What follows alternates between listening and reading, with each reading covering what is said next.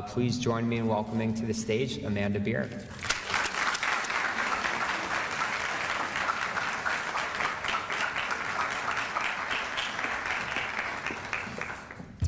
Hello.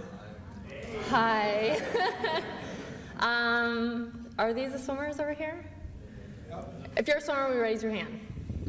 Sweet. Anybody ever swim in their life? Try.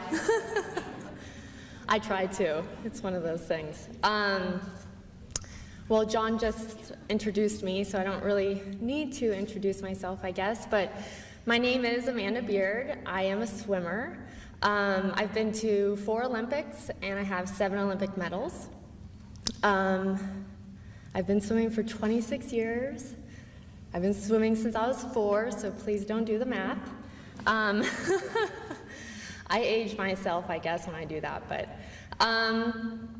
basically, I guess John already told you how tonight's gonna go down. I wanted to just tell you a little story about one of my swimming experiences and then open it up for questions, because I think the most fun part of these type of situations, especially when we have a smaller, more intimate group like this, is just asking questions. And I want to just put this out there now, is please don't be shy. I'm the one that's standing up here with the podium in front of you guys, so please don't be shy. Ask anything that you want. I saw some tweets before I came here, so I know that some people know me for other reasons than swimming. I'm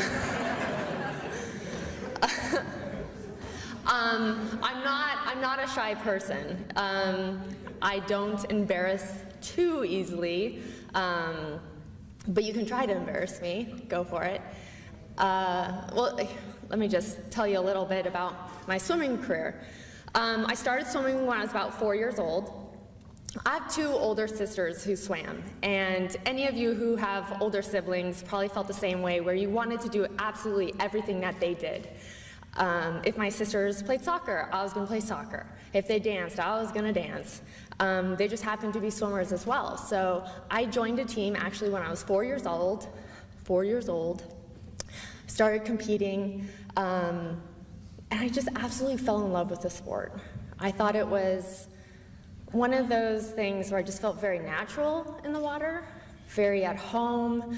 I was just joking around backstage that I'm super clumsy on dry land. You know, like, me wearing heels is a bad idea. I'm surprised I didn't trip and fall on my face coming out here. So me being in the water, perfect fit for me. So I started swimming. I was okay swimming, but I was 4, 5, 6 years old and just did summer league and had fun with it. And by the time I was 10 years old, I became undefeated in the summer leagues for about 3 years. And my parents were like, well, maybe we should bump her up and have her do, you know, year-round swimming or club swimming. And I was like, yes, please. Like, I just wanted to swim every single day. And when I was about 11 years old, they put me into club swimming. I know a lot of the non-swimmers were like, I have no idea what she's talking about. And the swimmers were like, meh. I started year-round swimming when I was 11. And what I realized was, in summer league swimming, I was undefeated. I thought I was the coolest chick out there, had all the records, was doing awesome. And then they throw me into this new group, and I was the worst person in the pool. I couldn't finish the sets or make any of the intervals. I couldn't keep up with everybody. I felt like I was drowning because everyone felt so much bigger than I was, and their waves were so huge, and I just felt like I was swimming in an ocean. I was like, oh my gosh, I hate swimming. This is so horrible. But I kind of tried to stick with it, and I started very slowly. The one thing about me was I was a butterflyer.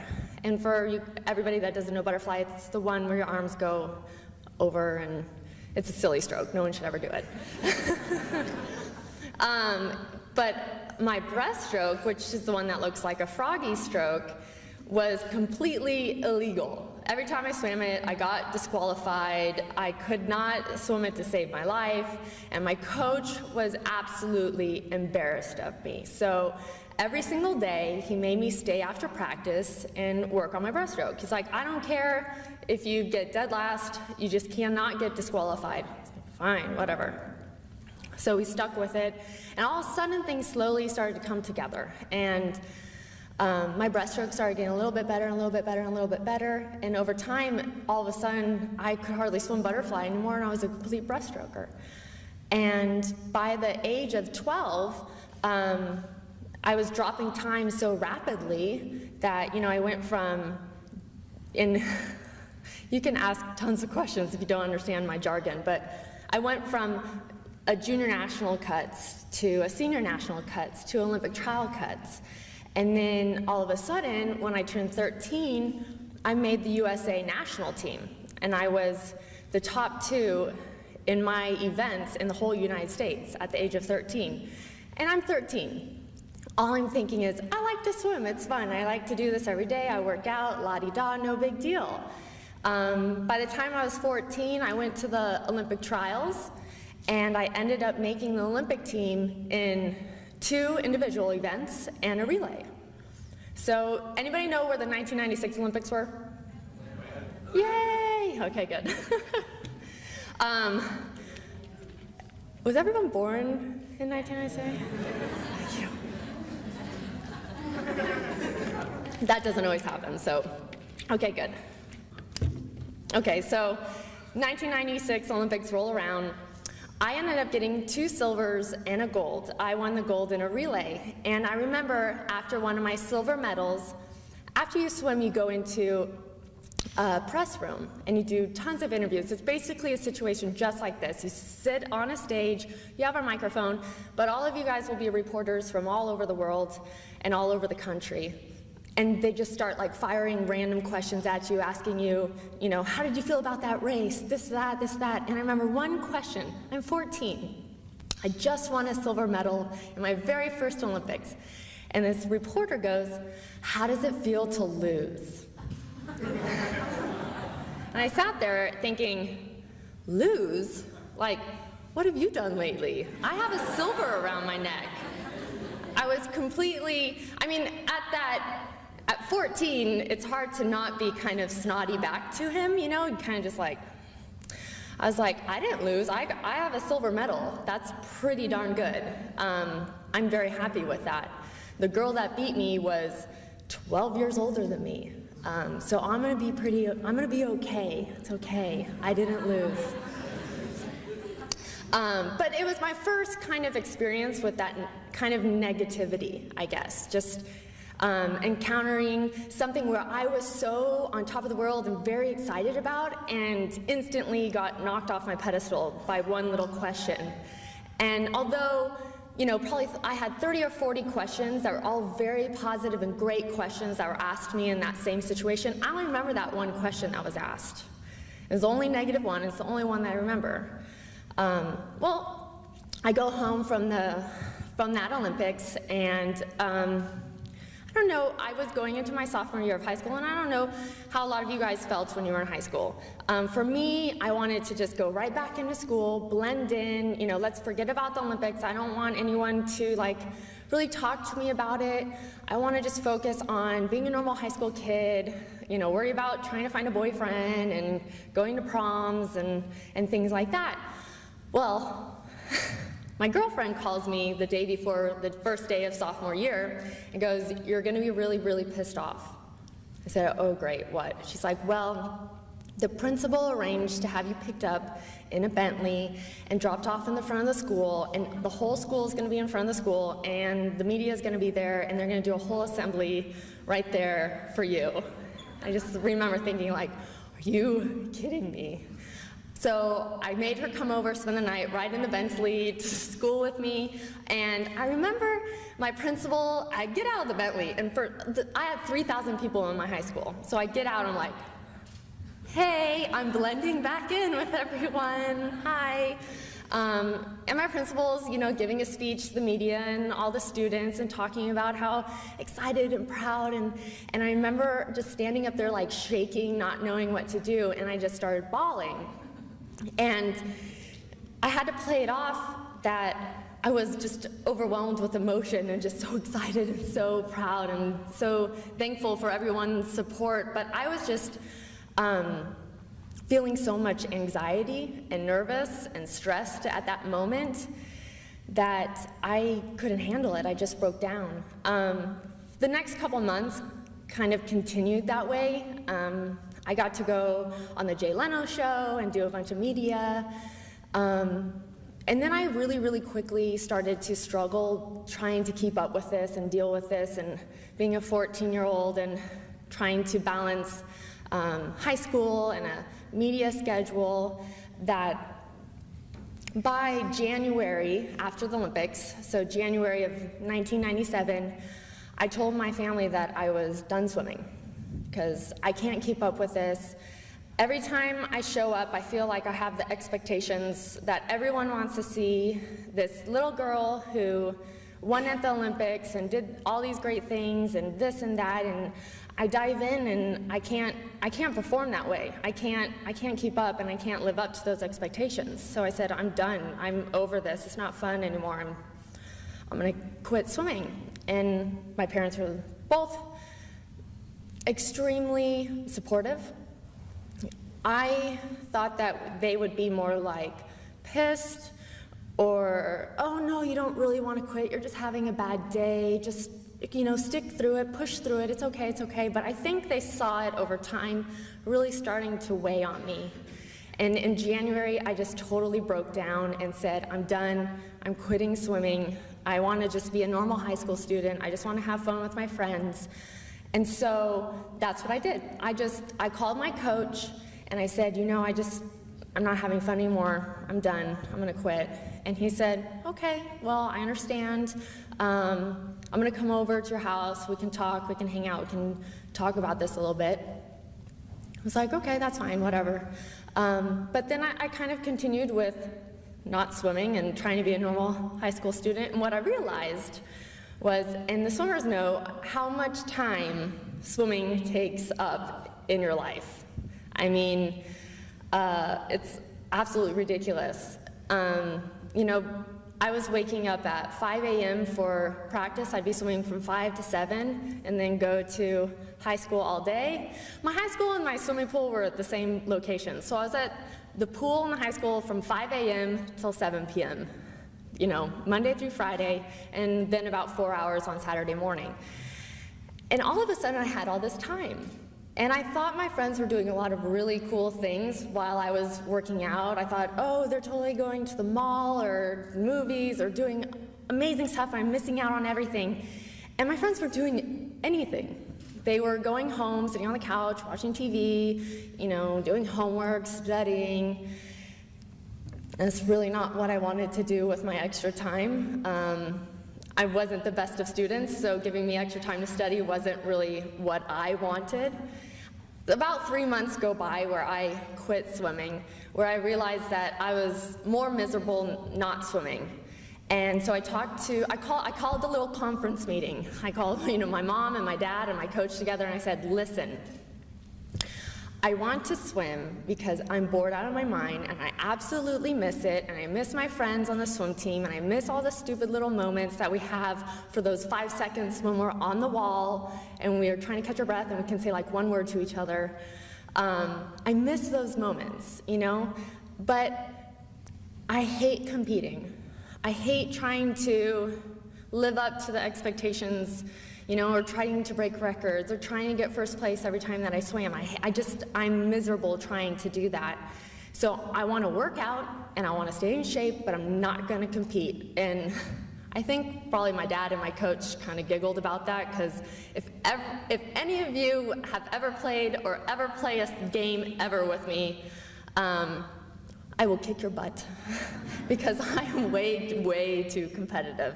And so they kind of I think they totally just like, sure, okay, yeah, you're not going to compete. But I went back into it just with this refreshed attitude of, I'm going to swim because I love it. Why did I start swimming in the first place? Because I loved it, I was passionate about it, I felt at home when I was in the water, I enjoyed it, just felt really alive while I was doing it, and that's why I want to go back into it. I don't want to go into it to try to win every time I dive in the pool, or try to break more records, or have more medals around my neck. I want to swim, I want to be a part of this because it's absolutely something that I live for. This is my love.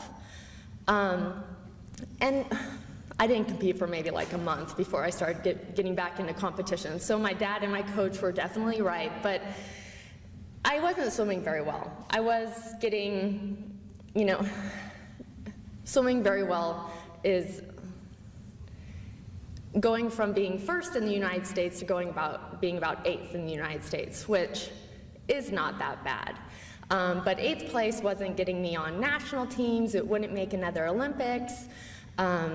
And this is all starting to round off towards my senior year in high school, and I start looking into colleges to go to, and I ended up going to the University of Arizona, who has a very strict and insane reputation for being a very intense swimming school, which I got myself into something. I was so scared out of my mind going into something like that because I heard just how much they do constantly in swimmers for they were throwing down like 10 grand a workout and a lot, just way too much. So I start at the University of Arizona, and I'm still not swimming that great, but I'm having fun with it. I'm enjoying being in college for the first time, my new coaches, new friends in the pool. And then, just as time goes on, everything starts clicking again, and just I'm having fun. I'm not thinking about, me or my performance. I'm really focused on my team's performance and how we're going to pull together and try to, win our conference or win NC2As or, whatever swim meet or dual meet we had along the way. And my freshman year ended, and that summer was the 2000 Olympics. Anybody know where the 2000 Olympics were? Austria. No? Australia. Australia, yeah. Sydney, Australia. And I was going into these Olympic trials right around 8th place. And for anybody who doesn't know swimming, at the Olympic trials, we have to get first or second in our event to make the Olympic team. So you basically have to be first or second in the whole United States to make the Olympic team. And I was 8th. Not going to make an Olympic team with 8th. So I go to Olympic trials, and my very first race is the 100 breaststroke. And the 100 breaststroke is 2 laps in the pool. And so I step up on the block, and I made it into the finals for the 100 breaststroke. I'm in lane 1. So, there's this lane 1, and the other 7 lanes, you can't really see people very well. And I remember standing up on the block, just, oh, I can't even see the rest of the people in the pool. This event's gonna hurt. I'm not gonna be able to catch my breath. These girls are so much bigger and stronger than me. Like, oh, what am I even doing here? I'm thinking these things while I'm standing on the block about to race. And then they say, take your marks. So, I get ready, and then they start us, and I dive into the water. And I'm swimming, and all I'm thinking while I'm swimming is like, oh, look they're already way ahead of me. Like, there's no way I can catch up. And I hit the first wall, and I turn, and I'm already feeling so exhausted. I'm just like over it. Just get this event over with. I don't even want to deal with this anymore. Just want to touch that wall, be done. And these girls are just way too fast. I can't even compete with them. And so I touched the wall, and I didn't even want to look up at the scoreboard because I knew it was a disaster. And I have to. I turn around, I see the number 8 by my name, and I just remember thinking, oh my goodness, like, put the goggles on, go to the warm down pool, and don't talk to anybody. Like, I was so embarrassed. I just didn't even want to see anyone. And I just went and had a meltdown, in my own little world.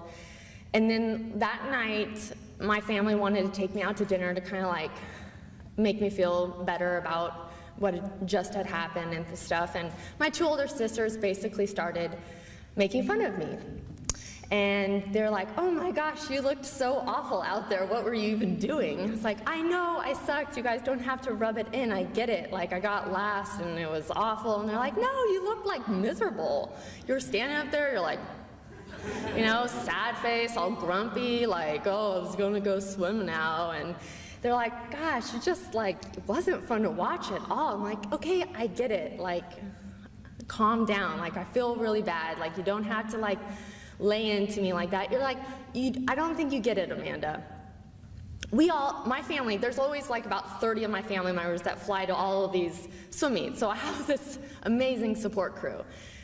And my sisters are like, we don't fly here and, come out here to watch you win or do this or do that. We come out here because we love to see what you do. That smile on your face and you jumping in the water and racing and just enjoying the moment and going after it. Ever since you were 4 years old, the reason you started swimming was because you loved it.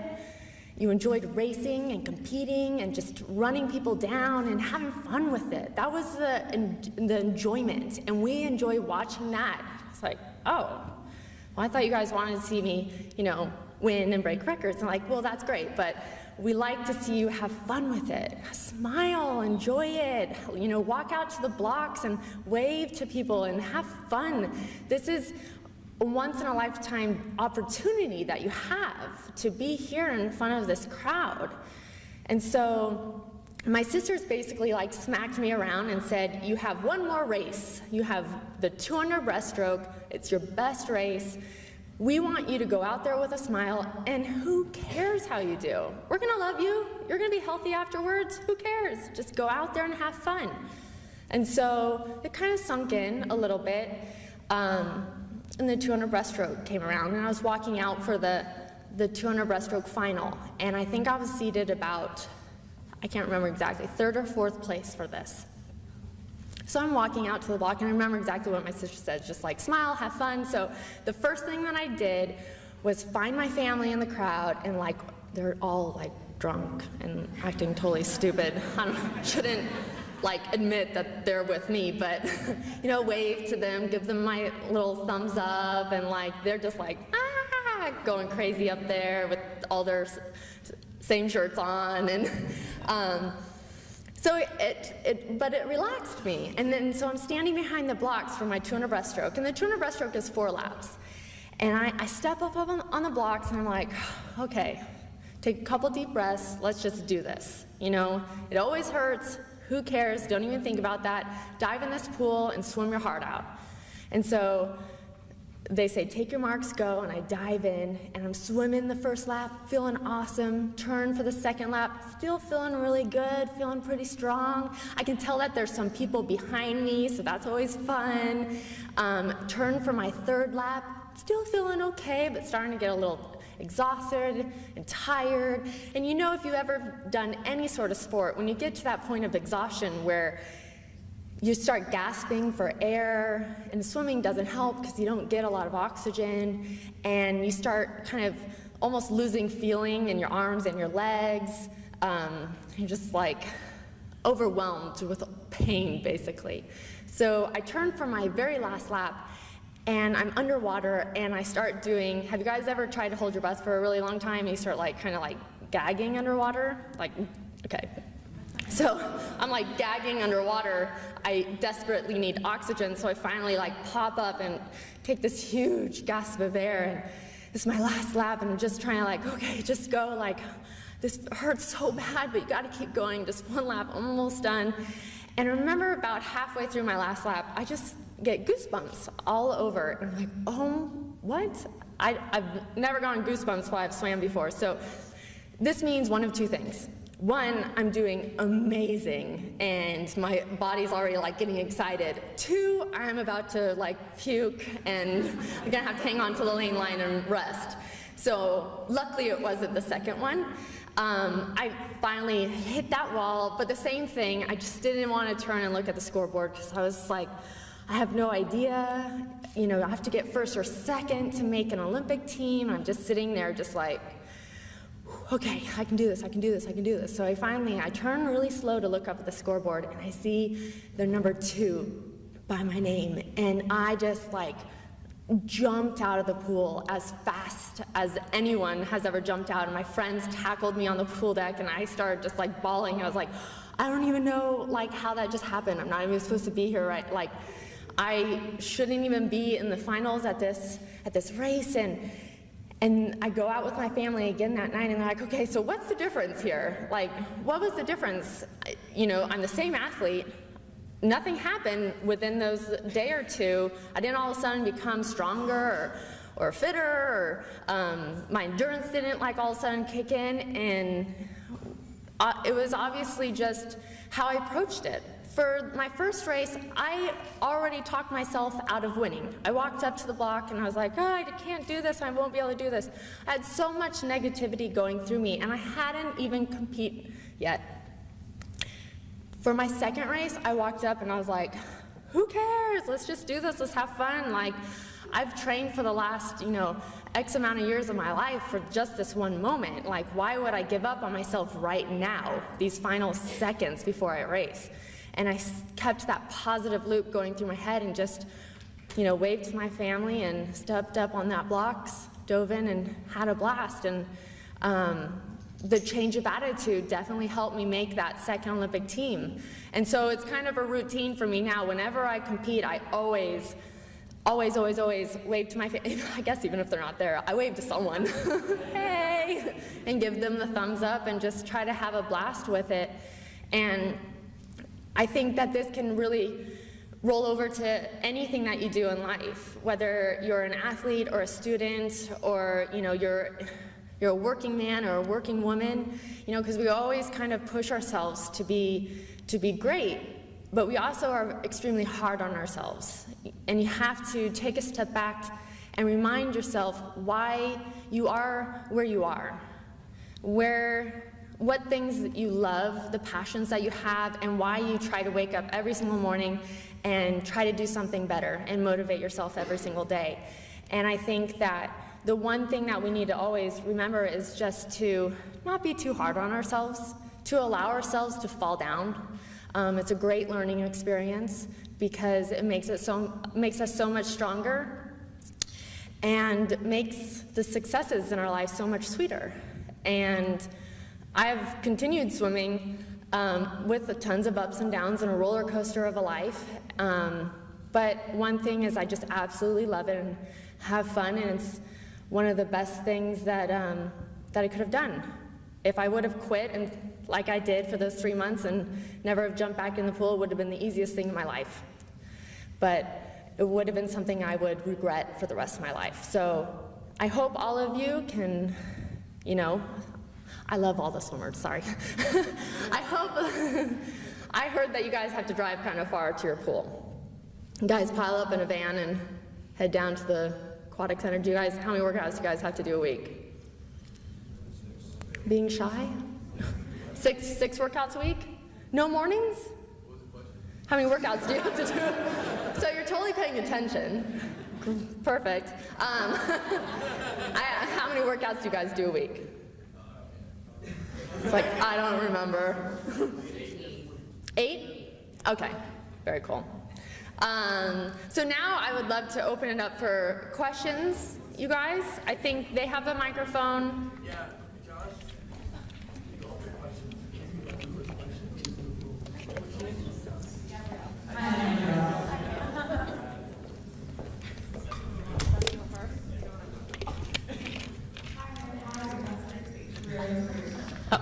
Thanks.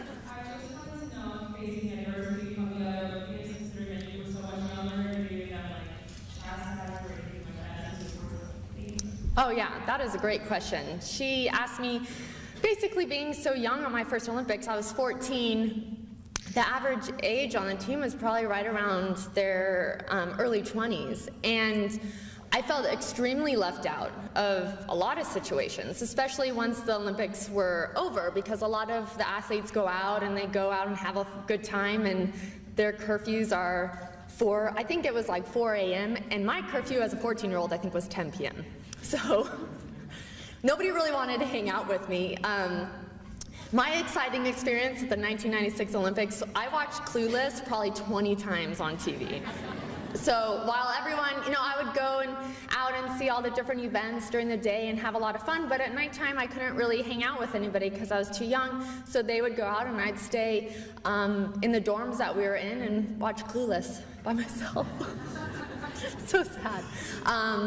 And I didn't even know how to do laundry. Do you guys, anybody know who a swimmer named Janet Evans is? Yes. I actually didn't know how to do laundry, so she ended up doing all my laundry for me. So, and she still reminds me to this day of that. So it was very sweet. Hello. But my question kind of follows up on Stephanie. Since you joined the Olympics when you were 14, you almost had like an innocent view of like, oh, I'm here for fun. But later on, did you start seeing it more competitively? Was it more like I'm here representing my country? Each time it changed. Yes.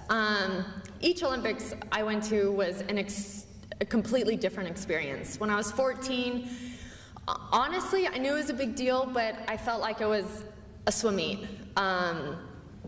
I was very naive and oblivious to what was going on around me. I just kind of stood up and dove in the water and would swim. By the time the 2000 Olympics rolled around, I was 18, and a lot of things had changed. I went through a lot of hard swimming and training and just like emotional times and going through high school, and it was a lot harder for me to qualify for that Olympics, and it made me appreciate how amazing to be a part of, you know, the Olympic experience and being a part of that team is. I think if I quit the sport and the only Olympics I went to was the one when I was 14, I'd have no idea really what the Olympics were all about.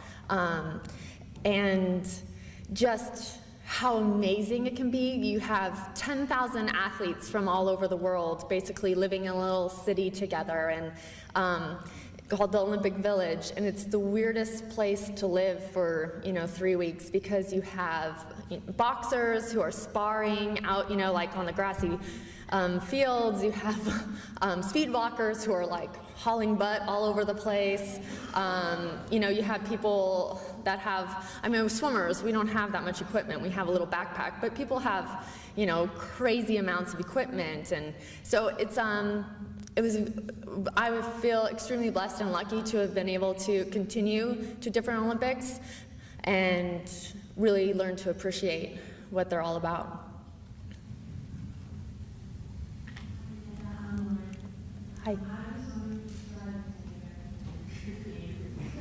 Hi. Oh no. Okay, so if some of you may know or some of you may not know,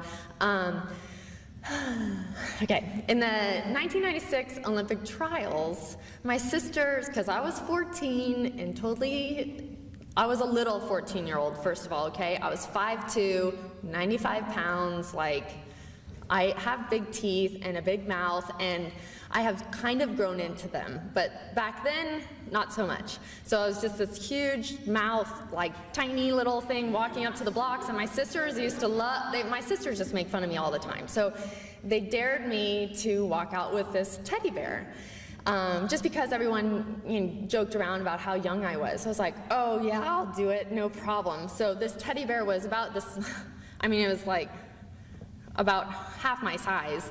And I walked out with it like all like cutesy, like ah la la la la. And from that moment on, that teddy bear traveled the world for photo shoots and had its own line of bears. And I still have it, but it's like in a plastic thing at my dad's house.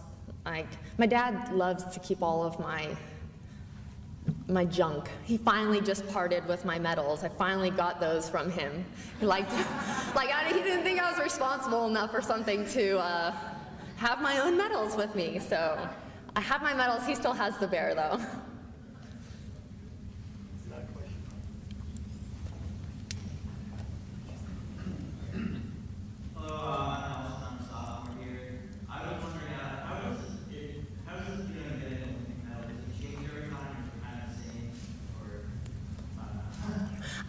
Yeah, getting an Olympic medal, it changes every single time.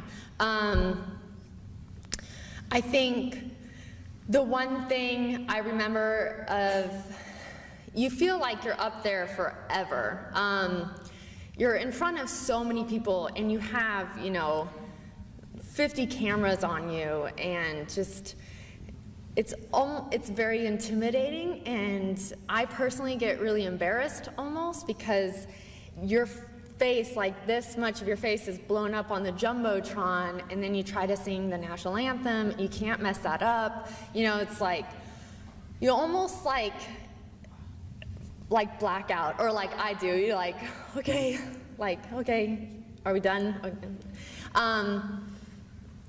It's really a bizarre, it's an amazing experience, but it's almost bizarre to really like put into words, of just kind of the feeling of standing up there in front of so many people, and you just feel all those eyeballs on you. I get really embarrassed, I guess. Yeah?